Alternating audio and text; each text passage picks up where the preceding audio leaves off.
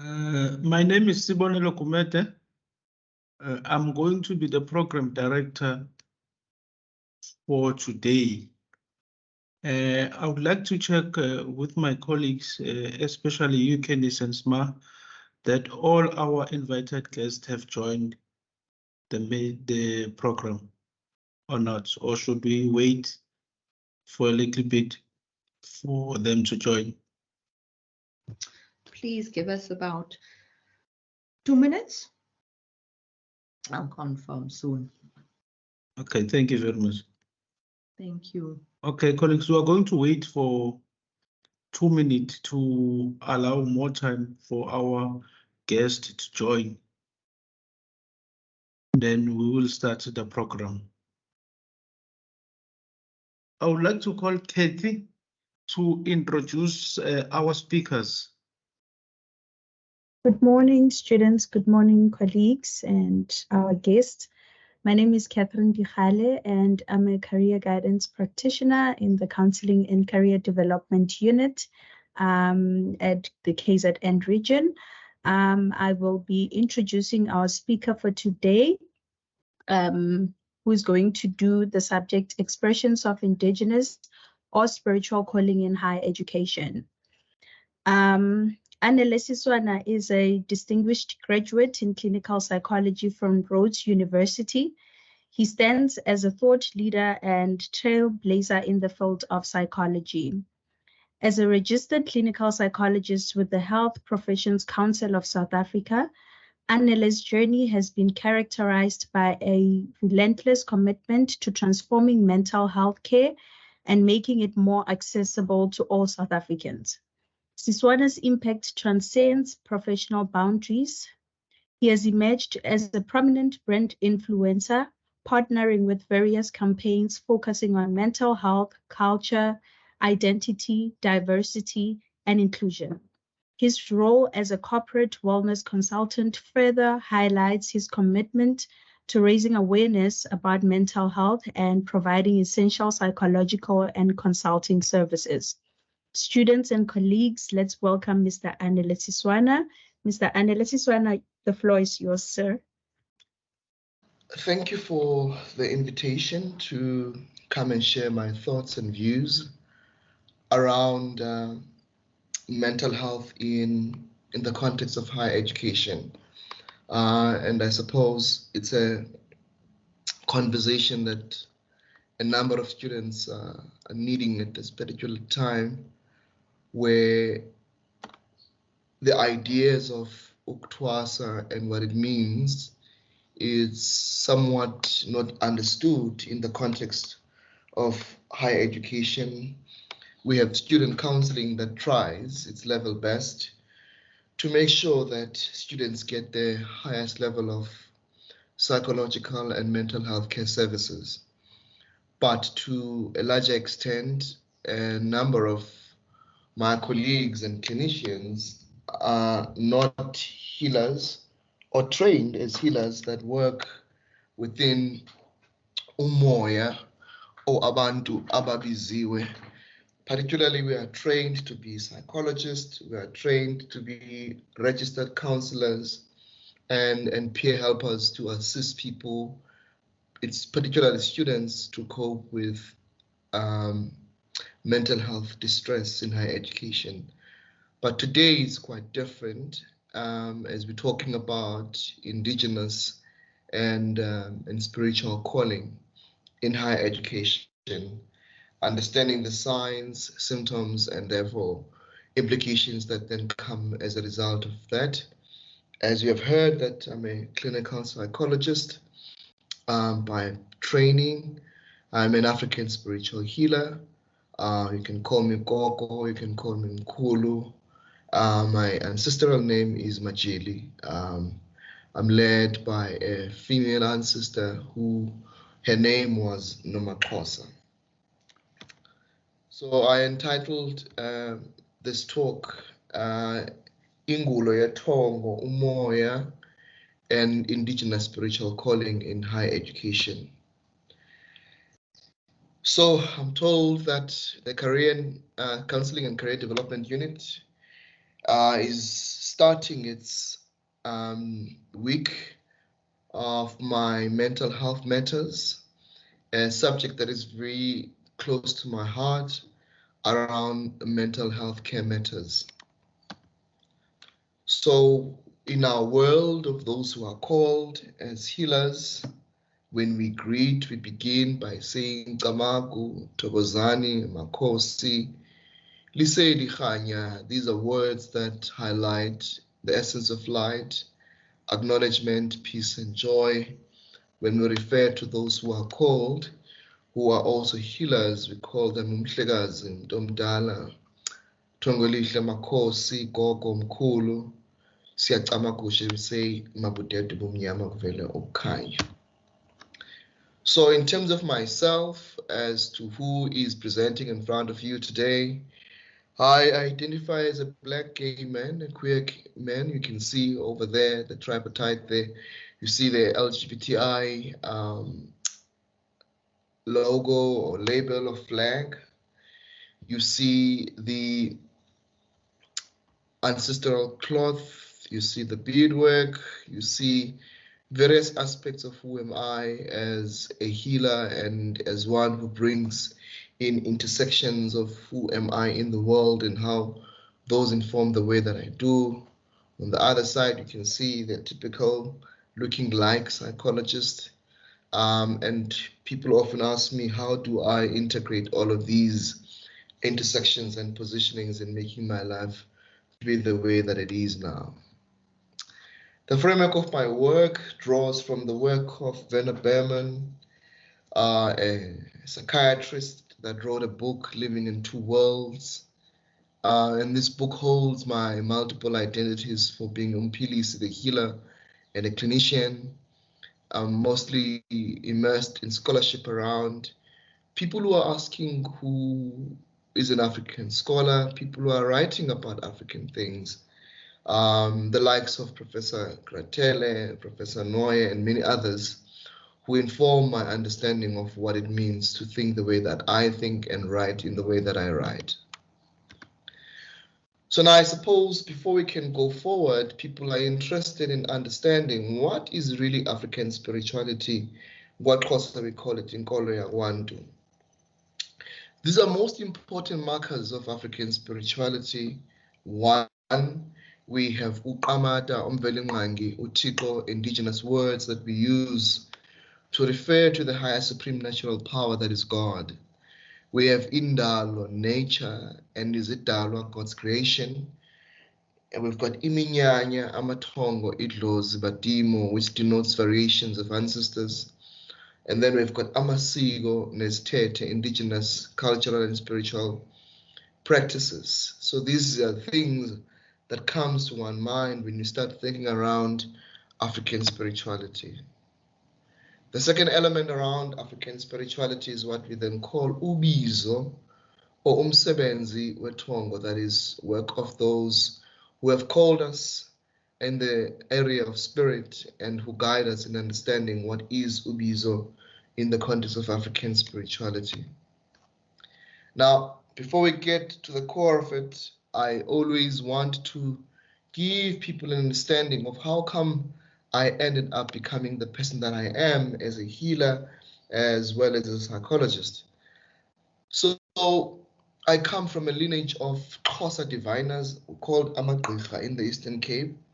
For those who understand that, how we denote a gifted one or a spiritually called person, we say Ungumntu Omhlophe, that is uyaboniswa, that is this person sees things that others do not see, but operates in a world that is deeply spiritual.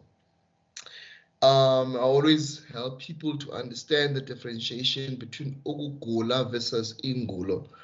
At some point in my life in 2017 until the end of 2020, I was severely ill for some time. I have been admitted to medical and psychiatric hospital trying to understand what is going on with me, and for the most part, a lot of it was happening in my brain.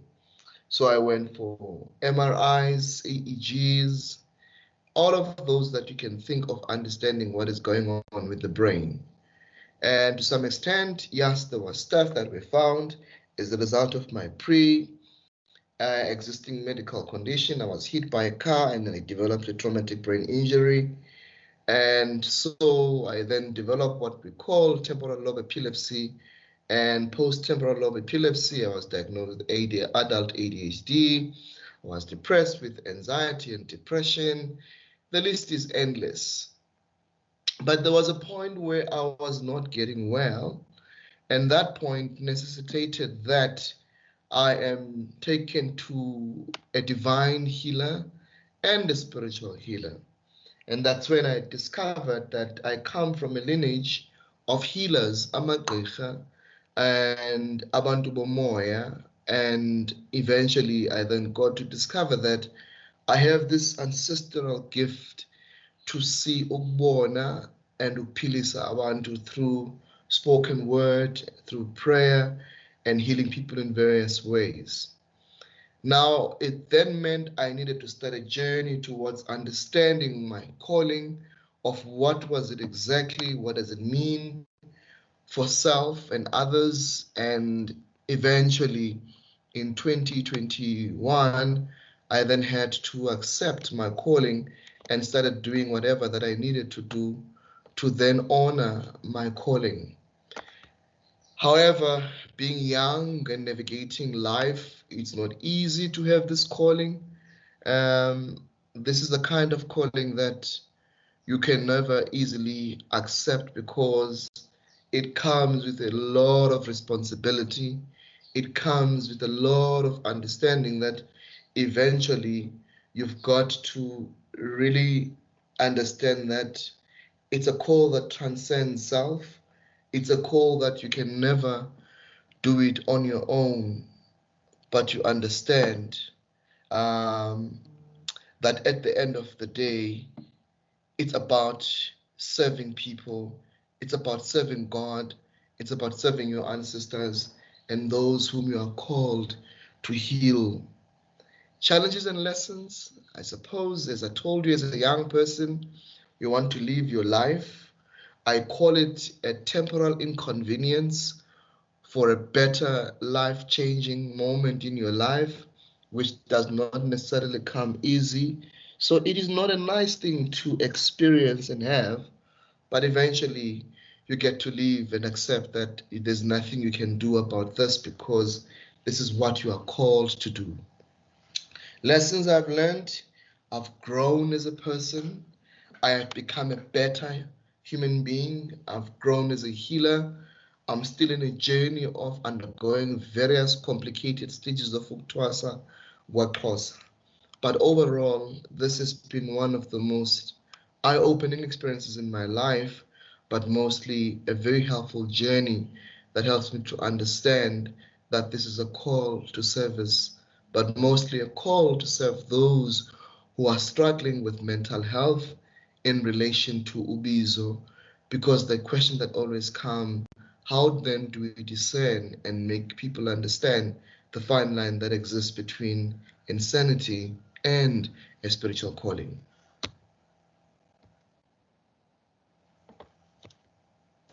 Now, as I've told you that I come from uMnombo Magqirha, this is also constructed as Ungulo Yamaqaba, abantu bomgquba, precisely primitive and uneducated people and insignificant for those who know healers in the Eastern Cape, amagqirha, and traditional healers was Zulu as Zangoma, Makosi. The words that are often associated with what we have is what is normatively called inkatazo, that is being troubled. This is beyond insanity, but is inkatazo. Basically, there's something that this person is experiencing that goes beyond the understanding of what we know about insanity. We have umsholoku, that is being possessed by an ancestral spirit that then guides and shapes the trajectory of this person. WaXhosa, we've got words such as inkenke, that is spiritual syndrome, closely tied to psychological disturbance. You are told umhlope, that is you're a light worker. Again, going back to the understanding of Ungulo and Ungulo, just like what I kind of explained. You know what, Xhosa, we've got songs such as we call Ungulo, Ibuhlungu, Thongo lam ndilawulele, to denote the essence and the complexities that come with indigenous spiritual calling. Now we have markers of divinity and traditional types of healing. We've got uxilonga, that is ingxilongo, we can call it that way. These are African tools of diagnosis of how we make sense of knowing and knowing what we know through uxilonga. Basically, this is an examination, but this is a diagnostic examination that comes through uxlola, that is seeing a healer, igqirha, or a prophet or umthandazini. We've got the thawing of bones. We've got ukubhula ngekhanda. We've got imilozi, people who hear voices or something whispering, itonga leading to whispering, to a sense of one picking up something. These people, abanabalozi, you would find them usually closing their ears or kind of sensitive to noise, because noise for them, it could be idlozi or ancestors communicating something deeper than what we normatively understand of a sound of abalozi. We've got amakhosi, ukuvukela ukuphakanyola idlozi. It is very important here that we understand the place of language, and I'm positioning my understanding of ancestral calling, ubizo, through my notions and understanding of ubugqirha kwaXhosa, that is being a divine faith healer in the context of kwaXhosa, but these words through variations of cultural normatives and voices that help us to understand through being called, can be uMzulu, can be uMtswana. So there are words that are used to define what these are. So it is important to understand that I use these using my location of understanding as a divine healer yomXhosa. What is also important in this ancestral clothing and expressions is that we have ubuhlalu or intsimbi, that is beadwork and its appeal. We've got amabai, amahiya, that is ancestral cloth. Sometimes it's animal skins. There are certain mannerisms and social codes. Siyabodla, we've got intuition. Some people we shriva. When we get into a space, that becomes automatically our diagnostic tool. There's energy reading, we trance. But mostly for me, how do these expressions of ubuhlalu, amabai, these mannerisms are understood in higher education? What happens when a student in a classroom or in a lecture room starts burping, starts feeling all of these things and trances in the classroom because there's something that the student is feeling? So how do these expressions trouble and perturb our understanding of what it means to be an African student who happens to be going through ancestral calling? I mean, Islamic students, they come wearing their attires, Islamic attires, they are not questioned. Jewish people wear their heads on campus. Various expressions of identities are embodied in higher education, but somehow when you happen to have an ancestral calling, having to come with a mabai, having to come with the clay that we wear, either the red one or the white one, somewhat there's something that is problematized by our being. So how do these are accepted and understood in the context of higher education?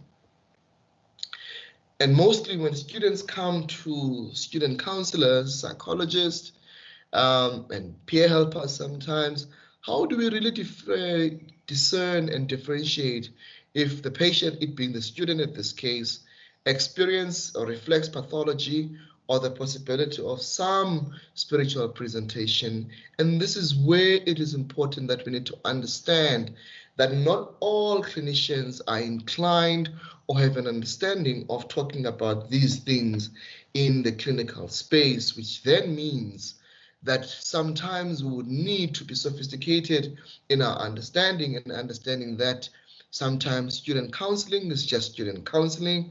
Some of your people that are helping you in student counseling may not have an idea of how to go about separating pathology or representation of a spiritual disease. Now, using my constructions of uBugqirha as a diviner, sometimes we need to understand the differentiation between divinity and clinicians. Ideally, we believe that the one who's supposed to heal, the one who's ill, the one who's patient, the one who needs understanding, in my understanding of where I come from, ideally that will be done by a doctor, that will be done by a psychologist, that will be done by a counselor with ideas of assessment, with ideas to diagnose, with ideas to treat. All of these are various possibilities of helping a client to differentiate between mental health as well as what we definitely understand to be ancestral calling. So it is important to understand that for some of us who are clinicians, who happen to be psychologists, we've got the ability to diagnose, see, and feel clients' conditions without even them outlining what is the problem. And sometimes our intake and assessment is therapeutically it happens effortlessly. My body as a tool that I'm able to pick up these things. I start yawning, I start shivering, and sometimes irritation. But all that I do is to help people to draw the fine lines of understanding when it comes into this. Now, when it comes to uThwasa in higher education, students need guidance on how to engage ancestral callings and customs and expressions in higher education.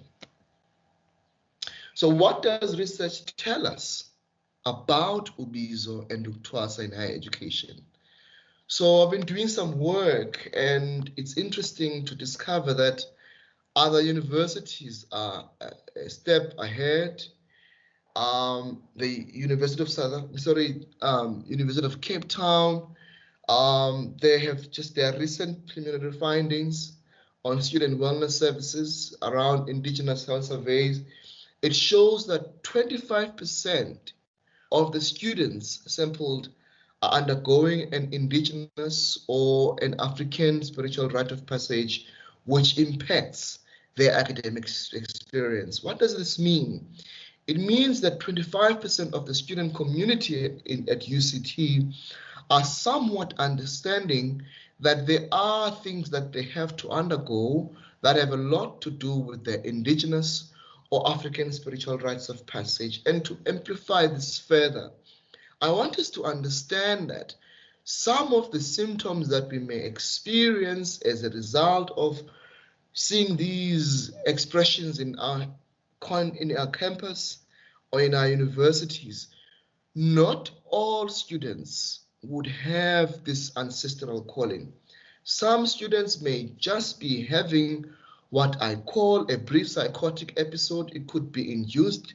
They could have either smoked weed, that is cannabis, and they have a psychotic breakdown or a psychotic moment for several hours or a number of days. That person has been somewhat hearing voices, seeing things, disorganized behavior as a result of this substance-induced presentation. I want to emphasize that, and this is a lot and common in higher education, that students somewhat have their first-time interaction with substances, particularly weed, particularly drugs like cocaine, Mendrax, you name them. You can have a brief psychotic episode as a result of that, and that requires admission for one to subside, and we get to make sure that the drug is out of your system. Then if those symptoms still persist, then we look at what is beyond that. But there are those who have these hallucinations, who have these voices, disorganized behavior, because they are undergoing a process of an awakening, that idlozi is starting to talk, but it talks in a context that does not understand what is really happening in the life of the student. So we need to be careful about the fine lines of sometimes induced psychotic states as a result of substances, could be drugs, could be cannabis, right? So ideally, with regards to this preliminary studies results, we can see that there are students who are in need of this type of particular help. So they and others need appropriate support systems, as an example, using the UCT case, with a framework that recognizes the importance and role of traditional medicine and practices. So 80% of the world use traditional medicines. So even students come from these spaces, and particularly South Africa, they come from contexts that not all conditions, psychiatric conditions, mental health conditions, can be better explained by a medical science model. That there are things that may necessarily need one to go home for the ritual of his panda, to go home for the ritual of imbelego, for a ritual of initiation to become a man. All of these things are spiritually inclined and related, and somewhat, when they have not been observed, they can affect and impact one's academic performance at school. Now, UKZN is also the leading in this, where they have a traditional healer on campus, and research findings do suggest of the effectiveness and the importance of having this person on campus. And the question is, who do we employ in our campuses? Do we employ traditional healers who are registered? Or do we employ community registered healers, or just people who are just called? But at UKZN, they've got a registered healer that helps students with problems that are far beyond than just it being a clinical problem. Just out of curiosity, and to tell you the kind of work that I do as a psychologist who happens to be a healer, sometimes or often my cases that I get from students, from people, is people who need a psychologist who understands the place of culture, the place of tradition, amasiko nezithethe, and also understanding that the complexities of being Black and African spirituality, have a better understanding about who we are and what we need to do. I have people that tell me, I'm being led to you. I've got referrals from psychiatrists, from my colleagues, and the types of clients that I work with, it's healers, mostly traditional healers, and students that are undergoing healing process. I deal with various number of people who are in search of this kind of help. And the kind of presenting problems that I usually deal with, uMoya, could be a spiritual gift, it could be a spiritual calling, it could be something related to an ancestral calling or ancestral presentation, issues of identity, surnames, is Tagazelo, lineage, and people who are in search of ancestral being, people who want to discern and to differentiate between spiritual calling and clinical diagnosis, and people who are having dreams that are somewhat having distress as a result of things not being done in a certain way. I deal with clinical problems, your general disorders. I deal with death, bereavement, and grieving, termination of pregnancies, miscarriage, and stillborns, and all of these things then require somewhat a degree of spiritual intervention. Now, how to respond to African presenting problems. As I said, I work with psychiatrists, I work with psychologists, and part of my team now involves working with traditional healers and spiritual experts, your traditional healers, your faith healers, your psychic mediums and prophets, izangoma, amagqirha, abathandazeli, to ascertain the dynamics and to rule out what is spiritual and what is that of mental health. And I also work with the general ordinary things that can help people to deal with these things. For now, I'll stop there and allow people to engage with me. I don't want to keep on going, but so far I really wanted to give you an understanding and background of African spiritual healing in South Africa, of understanding ubizo, uktwasa, the symptoms, and how is this playing out in higher education. Over to you, Program Director. I can take comments and questions and then continue. Thanks, Mr. Siswana. My colleagues will help me with the question from the chat box, and as well, I would like to note hands that like to engage Mr. Siswana based on his presentation. Can we start with the chat box? Please, colleagues, you'll assist me. If are there any questions or comment from the chat box? Yes, there are quite a few interesting questions, so thank you. I will just read out some of those questions, and Anele, you can then respond. I'll start with the first one that was posed. How did you manage your calling and your studies? Okay. Yeah, I think it's a very difficult one because for me, the beautiful thing, I accepted my calling after I had graduated. So it wasn't really much of experiencing this in higher education, even though I was just starting when I was doing my master's. But generally, for students struggling with this in higher education, the struggle relates to being misunderstood, relates with some of the practices that one may need to do, which may not necessarily be accepted. For instance, in residences, the burning of impepo, in also wearing certain attires and certain clothes on campus may come with a lot of stigma, may come with rejection, may come with misunderstanding. So I suppose those are just general struggles that students battle with in coping with ancestral calling in higher education. Thank you. Someone asked, when you found out you had a calling, was it like a total surprise to you? Or were there signs that made you suspect, there's something about you? I think it goes to my differentiation around mental illness and Ungulo, that is a spiritual syndrome or a spiritual presentation.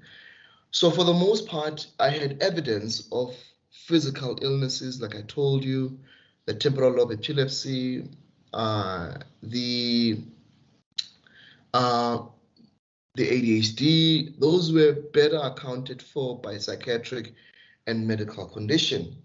But because I wasn't getting any better, I then needed to explore something was far deeper than just the understanding that was medical. And so later I then discovered actually this is deeper than this. And then I went back home, and when I did my historical background in my family, we come from a family and the lineage of healers. And unfortunately, a part of what then happens when one starts to experience ancestral calling is having these symptoms that are now better explained, interpreted better when you see a healer. And then since then, my life changed because I then observed what I needed to observe at home for me to be who I am today. So thank you. Tell me, so what are the defining things as health care practitioners? what for you is the defining symptom or set of symptoms that differentiates between, you know, a psychiatric illness and an ancestral calling in working with others? Or would you recommend someone goes to seek advice, traditional help first, or help from a student counselor, for instance, who picks up and then spends a lot of time trying to figure out what's going on, and then discovering actually maybe they're dealing with an ancestral calling? So I suppose my question is twofold. How would you say students should go about this, and what differentiates between the two? You did touch on some. Okay, I'm looking for my presentation. There's something I prepared there. So it is important to understand the place of psychiatry, medical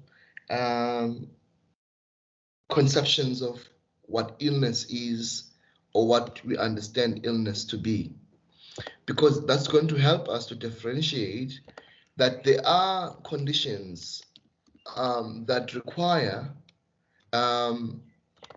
us to seek medical help or to seek psychiatric help to avoid misdiagnosis that can potentially happen on two worlds, right? So if one is severely sick, and we can see that the presentation of this student in the context of higher education is not getting any better, and we can see symptoms that have a lot to do with a particular diagnosis that could be explained medically. And if that is then the case, then it would mean that this person must be seen by a therapist or by a medical doctor to understand that this is really a medical condition. And if this person now gets treatment and they get better, good enough, that's fine. But if this person has experienced these symptoms and whatever physical or physiological response that is not getting any better, then we can take this person to a healer who's mostly trained and understand how that world works. So how I would do this ideally is to do an assessment for spiritually gifted people. One, I would ask, do you have prophetic dreams related to you or others? Or do you often experience some sense of deja vu? Do you often zone out of conversations, lose your train of thought, or you are forgetful? Do you dream of snakes, cats, lions, totems, cheetahs, and other forms of wild animals?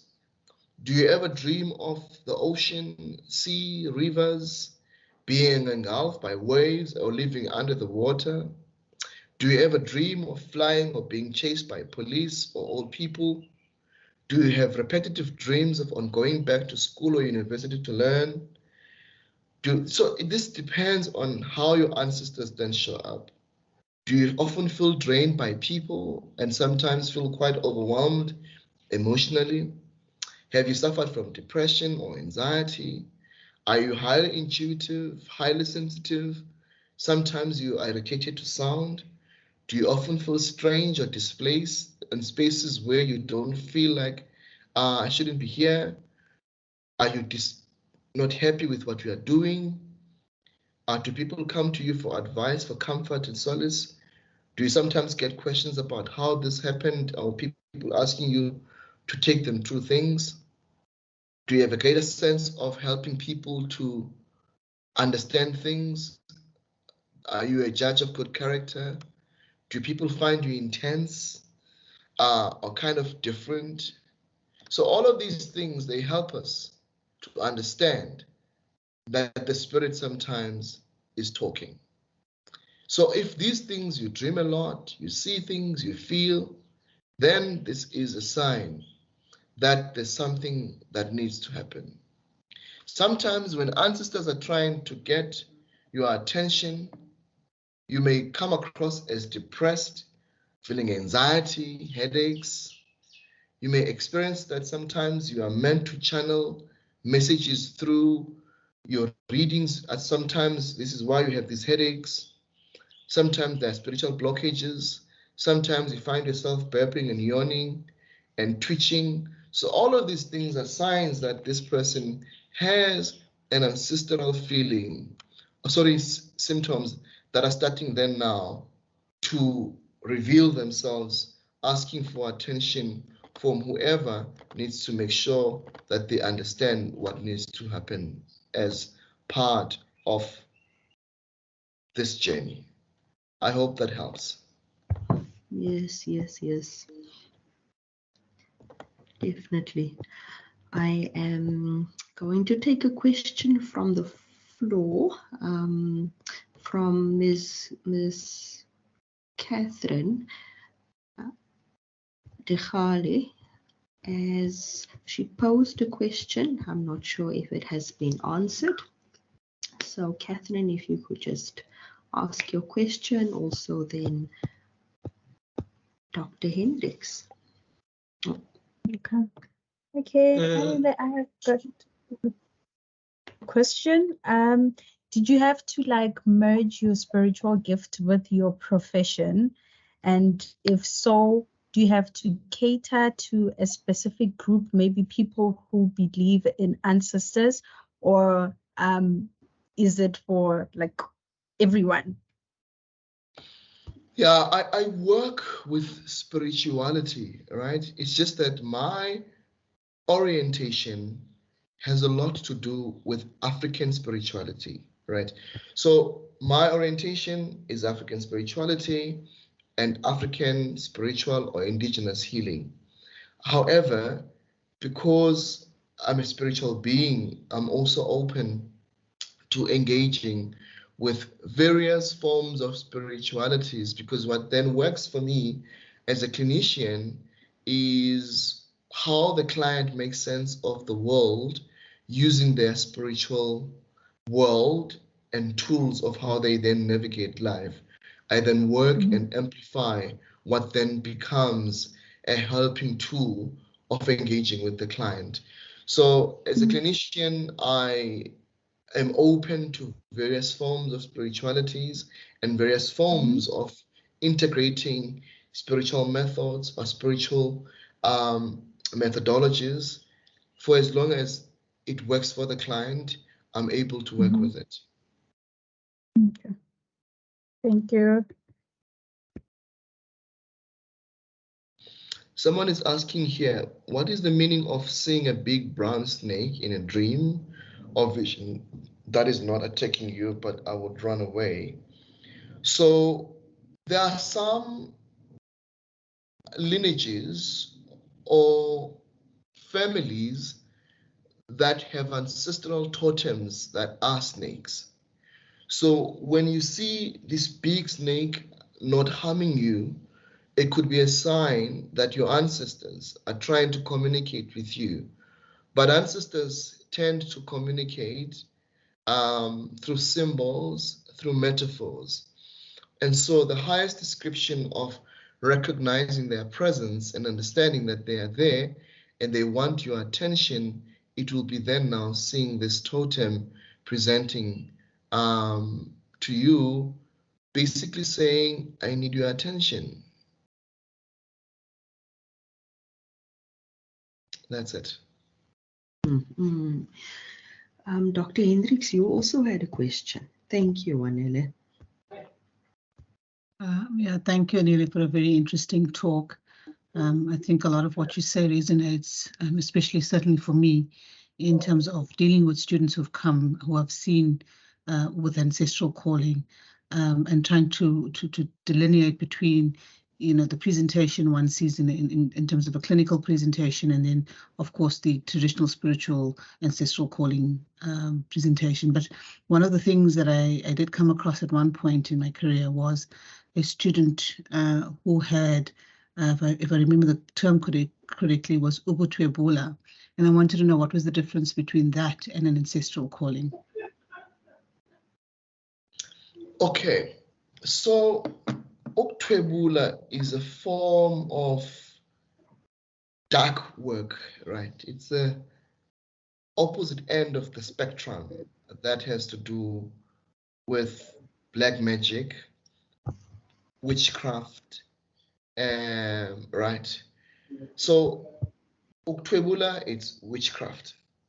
Uktwasa is a form of, basically it is initiation. But before we can get to Uktwasa, we look at the other spectrum that has to do with spiritual healing. So on one spectrum, we've got spiritual healing, and under spiritual healing, we've got those ones who are gifted, who are merely gifted, may not necessarily have to undergo initiation schools, right? So this person is either a dreamer, is intuitive, sees things, but does not need to undergo initiation. On the other spectrum, for those who may come from a lineage of healers, they may be gifted, but it may be that their ancestors now want them to serve a deeper purpose that transcends self, but to help others. And for you to be able to be aligned and connected to what you then need to do, you then need to undergo this process called Uktwasa. Now, there are some connotations and constructs that used to be back in the days where one would go to the ocean or to the river, a waterfall, and they would never come back because they are taken by amadlozi, the ancestors that then initiate them, and then at a particular time, there are certain rituals and rites of passage that will need to be done to be brought back to home. That is a form of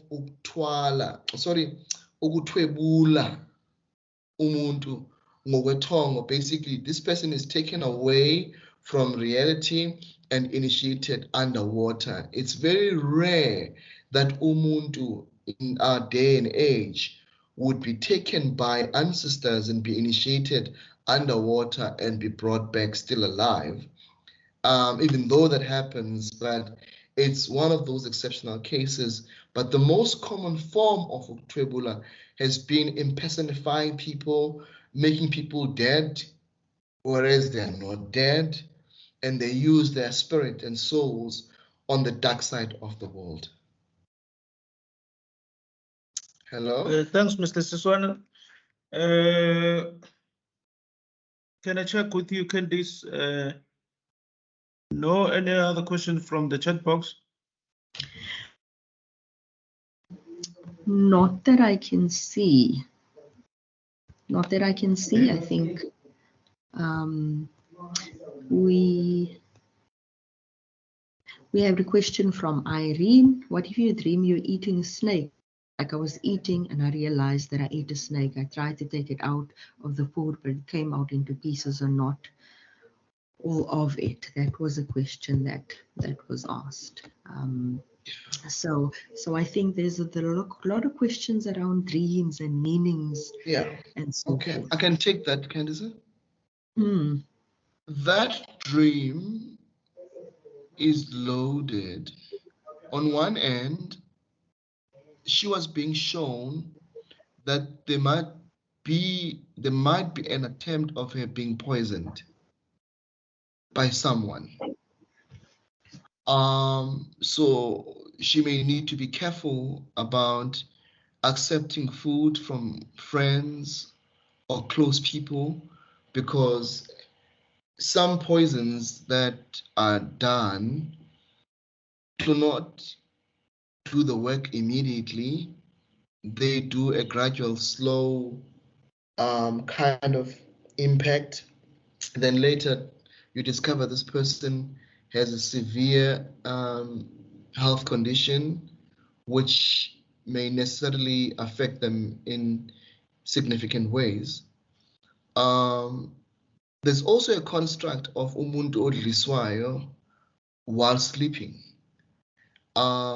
So we then therefore encourage people to see a healer, someone that may give you something to induce vomiting, to take whatever that you are being given in your dreams, and being given a snake, it's a very bad dream, which needs an intervention that is far beyond than just seeing a healer. Yeah. Anele, I've missed one last question, and I hope you can take this one from Leseja, who says, I'm not sure if it's related to the topic, but when I go to church, I experience this heavy pressure on my chest. It's not really painful, but I often get loud ringing in my ears, mostly when I'm alone. Is there a meaning behind that? So he poses the question, not sure if it's related. Are you okay? If researcher is here, I'd appreciate if he or she can come through, because I want to understand what type of church is it, or what denomination is it. Now, there are people who have a prophetic gift that operates mostly drawing from Christianity or Christian principles of prayer and prophetic visions. So people like this, we call them abathandazeli, we call them usebeletsi. Basically, they are prophetic people that they're able to see without throwing bones, and theirs has to do what other people call istunywa, that they don't necessarily need to twasa, but have to undergo certain spiritual related practices and rituals that then may open a layer of a deepened level of connection. So if this, for instance, is a prophetic church, that could be a diagnostic tool telling her there's something that she's feeling or picking up that may not be right in terms of the spirit in the church or around the church space. Rarely people would experience these in your normative Orthodox churches because they do not allow space for uMoya and all that we imagine to seeing happening in mostly Zionic and prophetic churches and apostolic churches, especially those ones that work with water and white colors. Yeah. Oh, thank you. Thank you, Candice. Sorry, Mr. Program Director, just a reminder about the word of support from the SRC. Mr. Sibusiso Thongo will be doing that. We had that early in the program. If we can just do that before the vote of thanks. Okay, thanks. Mr. Busisong, the platform is yours, sir, to give us the vote of thanks. Sorry, not the vote of thanks, the word of support for the program.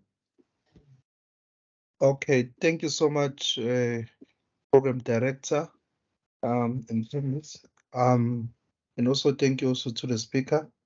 But for me, I think it's a little bit short. From our side as the regional SRC in KwaZulu-Natal, we are very excited and we have a sense of responsibility. I think as we begin this mental health awareness campaign at our region, I think from our side, we do recognize the significance of addressing mental health concerns and also endeavors that will cultivate, supports, and foster an environment for every student to excel in our campus. I think from our side, our primary aim with this campaign is to ignite a flame of awareness about mental health, also to diminish the stigma that surrounds it. And we encourage an open and honest conversation on this critical topic. And we also envision a space where students from all walks of lives can unite, share experiences, and also extend their support to one another. So let us remember that our mental well-being is an absolute priority to all of us. I think in these challenging times, we want to assure every student that you have you have access to the necessary resources and support. Together as the university community, we can create a positive impact on mental health awareness. We firmly believe that by standing shoulder to shoulder, we can shape our university environment to nurture well-being, resilience, and ultimately success. So, so let us unite, break down barriers, and foster a culture of empathy and understanding. Together, we can make a difference in the lives of fellow students, and in doing so, enhance the overall well-being of the university community. So, with those words, thank you so much. We look forward to the next remaining 2 days of this wonderful and also diverse and also cultural experience. Thank you so much. All the best going forward. Siyabonga. Thank you, Sbusiso. Thanks for all of you for attending the program. We have come to the end of our program. It's going to be an ongoing campaign. We will be visible in all in Durban and Pietermaritzburg. We will be having an information desk where we will be distributing relevant pamphlets that that highlights the awareness of different forms of mental illness. So, Mr. Sbusiso, thank you very much. I would like also to request from you that we would like to work with you, we would like to work with you in mobilizing students. I will also request you to make sure that even here in Pietermaritzburg, we see the visibility of the SRC in this program. Thank you very much. I can see, Candice, you want to say something before we close? No, thank you. I have, thank you for mentioning those things, Sibonelo. I have been given the task of doing the vote of thanks. So may I do that? Yes, I was going to call you. Thanks for assisting. Thank you. So, on behalf of Unisa's Counselling and Career Development Unit in the KZN region, I would hereby like to extend our sincerest appreciation to everyone who participated in today's mental health awareness campaign and the topic entitled Ungulo yet Thongo uMoya, or Indigenous Spiritual Calling in Higher Education, and understanding the signs, symptoms, and implications. We would like to especially express our gratitude towards our distinguished speaker, clinical psychologist, spiritual healer, Anele Siswana, or may I say Gogo, as you indicated, who shared not only his experience, his expertise and insight with us today, and we thank him for the time he took in giving of himself to this event.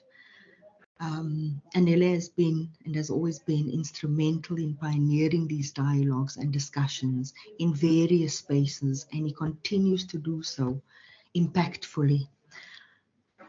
I would like to also thank our regional director, Dr. Mieza, for her support and attendance today, as well as the support of the SRC. A special word of thanks to the event organizers, and a special mention to our Durban and PMB student mentors and interns for their dedication and contributions leading to this event and throughout this upcoming week, as well as our manager and head of counseling and career development, Dr. Sharifa Hendricks. We also thank our program director, who has done a good job. So through this, we could see the significance of discussing these topics and how they intersect. And And I would like to encourage you all to reflect on, share your newfound knowledge, share your insights, and motivate you all to take action or further action as we continue these dialogues. We raise awareness in promoting mental health awareness, and acknowledge today's topic, especially in shaping inclusive discussions. We do have a placard demonstration taking place hopefully at the PMB campus, at the Newcastle campus, at the Richards Bay campus, and at the Durban campus. And we ask you to please come in support of that event, where we take a stand and unite and choose slogans as we make our voice heard and show support for one another and those facing mental health challenges. As our motto goes for the week and our slogan goes for the week, my mental health matters. So I thank you all. I hope I've not excluded anyone in my thanks, but thank you, students, for your attendance today and for your engaging discussions. Once again, a special thank you, Anele Siswana.